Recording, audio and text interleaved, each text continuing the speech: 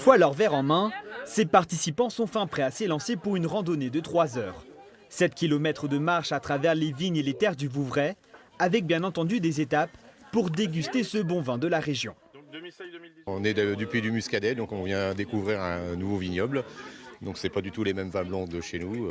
On est plus sur des blancs secs, là c'est assez en rond, en bouche et c'est très très bon. Celui-ci, oui, très bien, surtout la deuxième bouteille. Et j'avoue qu'il est agréable en bouche.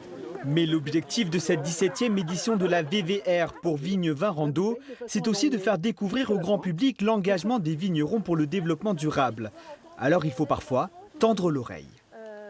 Et je voulais vous parler de ces petites capsules-là que vous avez vues dans les vignes accrochées un peu partout. Dedans, vous avez des phéromones femelles. Donc les insectes mâles ont l'impression qu'il y a des femelles partout. Ils vont chercher un peu partout et ils ne vont pas trouver les femelles puisque c'est des capsules. Donc les mâles ne rencontrant pas les femelles, il y a moins de reproduction, moins de pontes, moins de larves, moins d'insectes.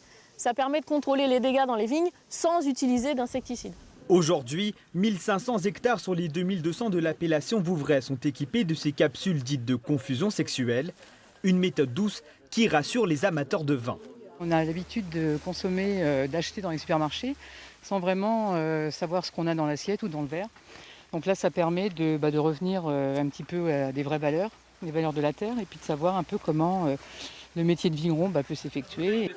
Des clients convaincus, un soulagement pour les acteurs de la filière, régulièrement accusés de polluer les sols. On assiste souvent à de l'agribashing parfois ou du viti-bashing.